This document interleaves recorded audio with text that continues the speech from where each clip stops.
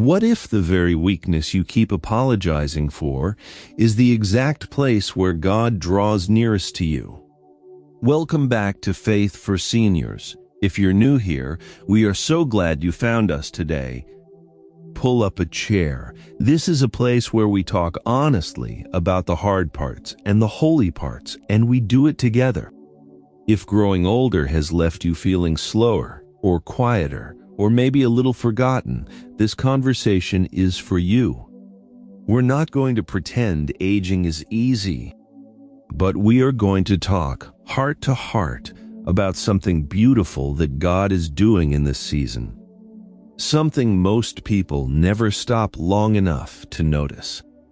The quiet morning no one prepared you for. It's 5:03 in the morning. The house is still. The coffee pot is humming. No footsteps in the hallway. No one needing anything yet. Maybe you've been awake for a while already. Maybe you lay there in the dark, just listening to the quiet. And somewhere in that quiet, a thought crept in that you haven't quite been able to shake. You get up. You move a little slower than you used to. You check the pill organizer before you check anything else. You sit down with your coffee, and you look around at the stillness of the room. Maybe your calendar used to be full of things to do, people to see, places to be. And now, it's mostly appointments, doctor's appointments, lab work, a haircut every few weeks. My dear friends, have you ever sat in that quiet morning light and said, almost under your breath, "Lord, is this what my life is now?" Just sit with that question for a moment. No need to answer it quickly. Because underneath that question is something deeper than just getting older. It's a question about purpose, about whether you still matter, about whether the world has moved on and quietly left you behind. I want to tell you about a woman named Evelyn. She's 79 years old, and the hardest moment of her day isn't the morning. It's 4 o'clock in the afternoon. For 50 years, 4 o'clock meant the sound of a car in the driveway, her husband's car. It meant the day was about to shift from lonely to companionable. It meant someone was coming home. He passed away 3 years ago, and now, every day at 4 o'clock, the house gets loud with silence. She turns the television on, not to watch anything, just to have a voice in the room. Maybe you know that feeling. Maybe it's a different hour, a different loss, a different empty chair. But you know the weight of it. Here's what I want you to hold on to today. There are millions of people carrying this exact question in silence.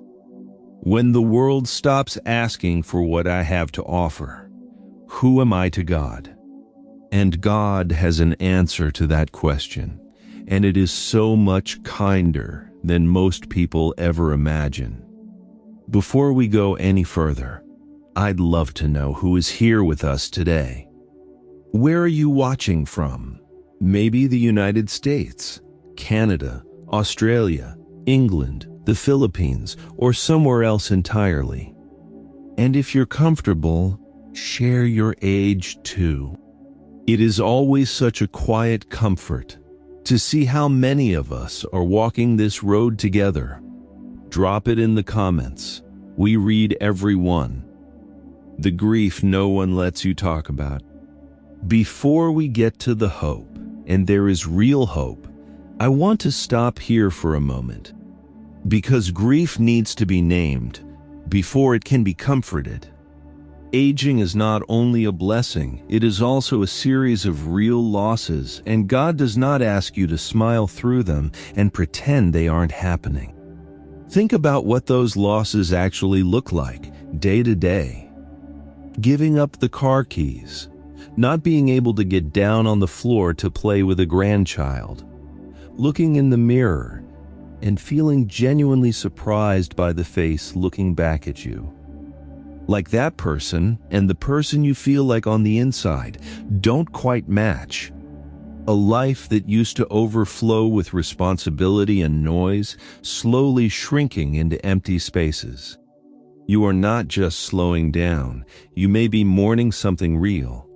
The independence you had, the role you played in everyone's life, the version of yourself you knew for 30, 40, 50 years. And that mourning often turns into a quieter fear. Am I being left behind? Am I becoming irrelevant? Am I just taking up space now? My dear friend, those fears are not signs of weak faith. They are signs of being human. You are not weak for feeling them. You are honest. The Apostle Paul wrote something extraordinary about this. He didn't pretend aging away. He named it directly. Though outwardly we are wasting away, yet inwardly we are being renewed day by day. 2 Corinthians chapter 4, verse 16. He says, wasting away right out loud, no softening it, no dressing it up. But then, in the same breath, he says, there is another movement happening at the same time. While the outer life weakens, something inside can deepen day by day. Your value has never been measured by how quickly you walk, or how much you can carry, or how much you produce. Maybe this sadness you feel doesn't mean your life is ending in God's eyes. Maybe it means it's changing shape. Those are two very different things, and the difference matters. When the room gets quiet, God may be drawing closer. Let's go back to Evelyn for a moment. She told someone once that she didn't even really watch whatever was on the TV at 4 o'clock. She just needed the sound. She needed something to push back against the silence. Loneliness in old age isn't just being alone. It can feel like being slowly erased. The quiet has a way of making memories louder. The empty chair at the dinner table, the other side of the bed that stays cold, the stillness after decades of shared life. Many of you know that exact ache, not just missing a person, missing the everyday life that made you feel anchored. The rhythm of it, the ordinary companionship of it. But here's something worth sitting with. In younger years, life was loud. Children, deadlines, errands, worries, plans, noise. God was present in all of that, but his voice had to compete with everything else. The room is quiet now, painfully quiet, yes, and yet, maybe that quiet is not as empty as it feels. Maybe in the stillness, God is not absent. Maybe he is making himself known differently than he ever could before. There's a verse in Isaiah that I come back to again and again when I think about older adults. God is speaking, and he says, even to your old age and gray hairs, I am he who will sustain you. I have made you, and I will carry you. I will sustain you, and I will rescue you. Isaiah chapter 46, verse 4. Read that slowly. He says, even to your old age, not up until, not as long as you're still useful, even to your old age. This is not God admiring you from a distance. This is God carrying you personally. One afternoon, Evelyn did something small. Instead of reaching for the television remote at 4 o'clock, she sat down in her armchair. She opened her Bible, and she quietly imagined Jesus sitting in her husband's empty chair. She didn't know why she did it. She laughed at herself a little, then went quiet. But something shifted that afternoon. She told a friend later. She said, I thought he was putting me on the shelf, but he was just pulling me up a chair. Let that thought stay with you a while. Could the silence you dread also become the place where you finally hear how near God has been all along? Your tools have changed, not your purpose. Now I want to talk about something that quietly wounds a lot of older men and women, but doesn't get talked about nearly enough. Arthur is 82 years old. For most of his adult life, he was the person people called when something needed fixing. Plumbing, carpentry, building sets for the church Christmas program. His hands were always busy. He showed up strong. He solved problems. He carried the load. His hands shake now. Not dramatically, but enough. Enough that he can't hold a wrench the way he used to. Enough that people have gradually, gently stopped asking. And Arthur carries a question that he hasn't said out loud to many people. If I can't fix anything anymore, what good am I? Maybe you have your own version of that question. For so many people, especially in that generation, worth was built on being useful, providing, showing up, getting things done. Your identity and your contribution were tied together so tightly that you may not have even noticed the knot. And then the body can no longer cooperate. And it can genuinely feel like purpose has ended. But here's what I believe Scripture is telling us. There comes a season when the assignment changes shape, not ends, changes. Psalm 92 says something remarkable. They will still bear fruit in old age. They will stay fresh and green. Psalm chapter 92, verse 14. Still, that word means something. It means the fruitfulness does not stop. It changes form. The fruit of older age may not look like what it used to look like. It may look like the calm you bring into a chaotic room just by being in it. The wise words spoken quietly, the steady, unhurried way of listening that younger people are too rushed to offer. Arthur's grandson is 30 years old. He came over on a Tuesday afternoon, overwhelmed, a struggling marriage, too much pressure at work, not knowing which way to turn. Arthur cannot fix the car in the driveway anymore, but he could pour coffee. He could sit down at the kitchen table and just stay there, not rush. Not check his phone. Just sit with the young man across from him, who needed someone to not be in a hurry. And afterward, the grandson told his mother, I don't know what Grandpa said exactly, but I left feeling like maybe things could be okay. Arthur thought about that for a while. Then he said, almost quietly, maybe my hands are weaker, but my words matter more now than they ever used to. Here's something interesting, my dear friends. Scientists have found that while quick processing and rapid recall tend to peak when we're younger, what they call crystallized intelligence, the ability to draw on life experience, to see patterns, to understand what matters and what doesn't, often continues to grow well into our 70s and beyond. Your brain was designed to ripen in wisdom.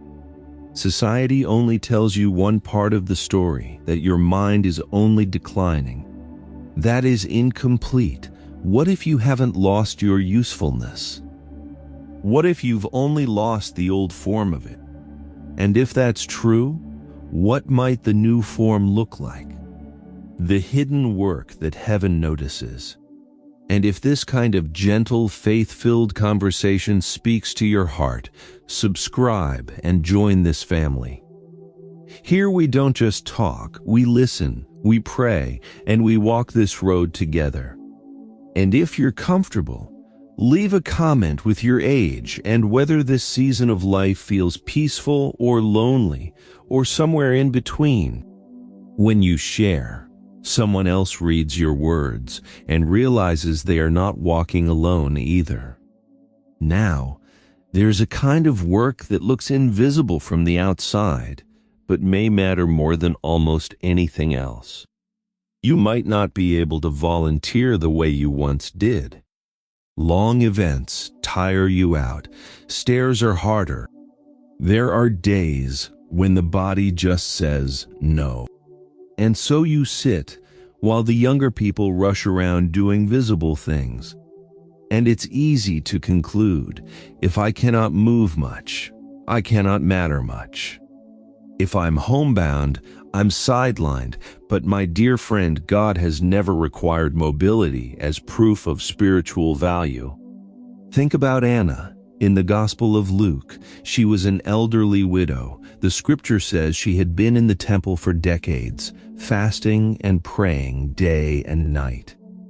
She didn't run programs. She didn't lead committees. She prayed, and she was the one who recognized the Messiah when he arrived. Think about Simeon, waiting faithfully, year after year, until the moment God had promised him came to pass. These were not sideline stories. These were the stories. Here is the image I want to leave with you.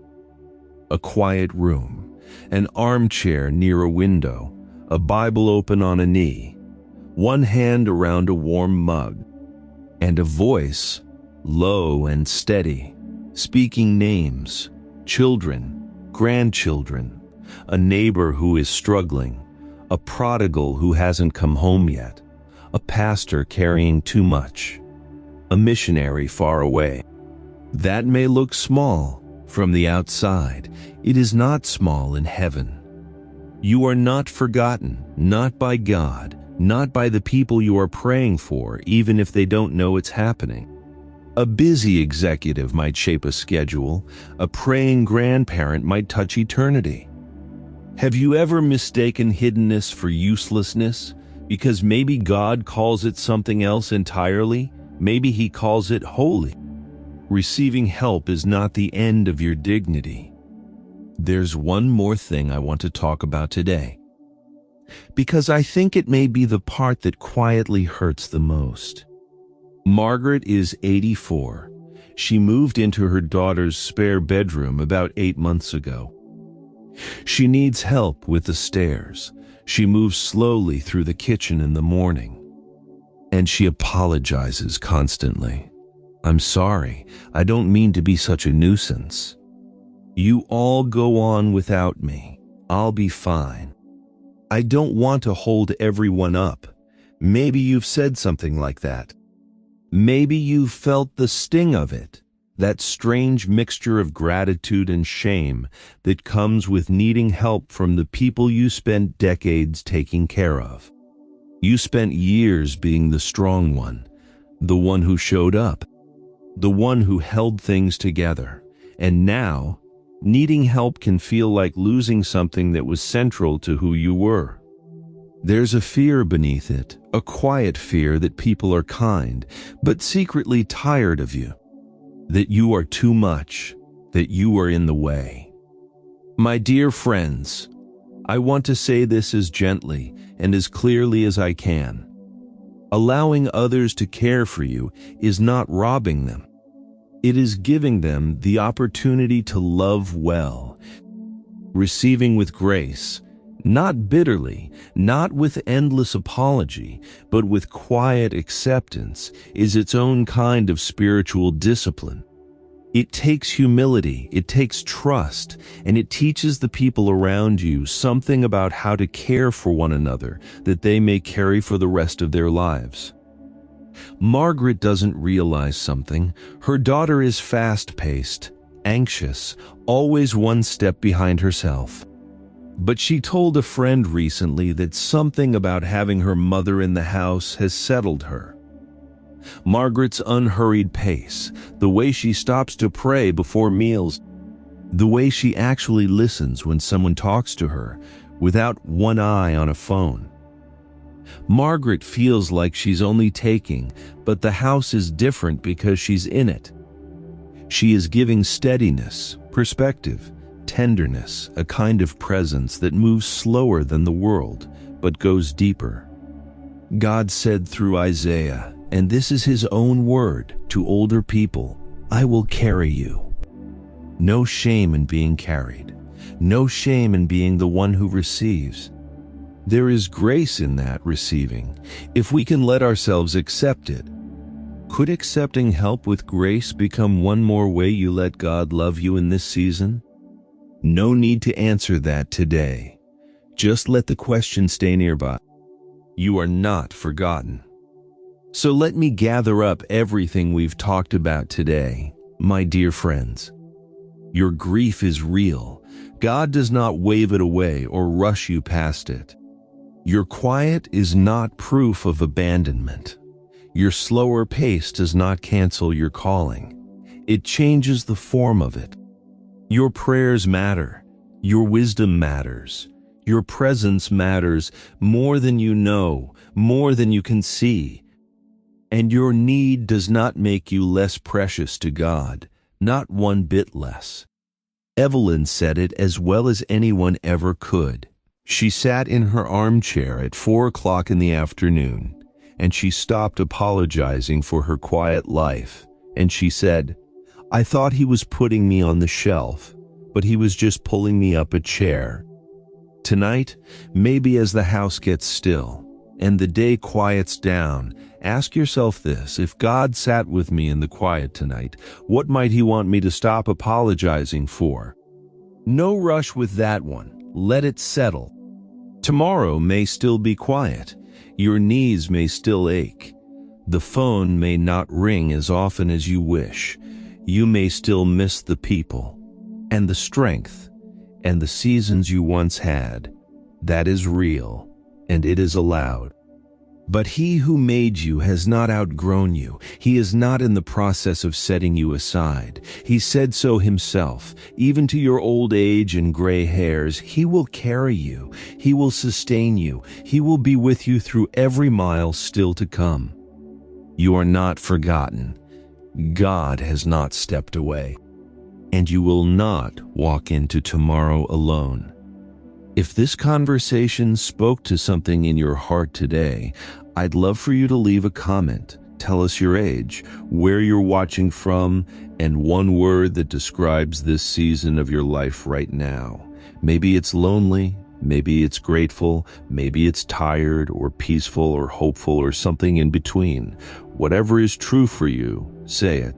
Someone else will read your word and feel a little less alone. And if you want more conversations like this one, subscribe and stay with us, because at Faith for Seniors, we believe that no one should grow older with God alone. Take care of your heart today, my dear friends, and may the Lord meet you gently in the quiet.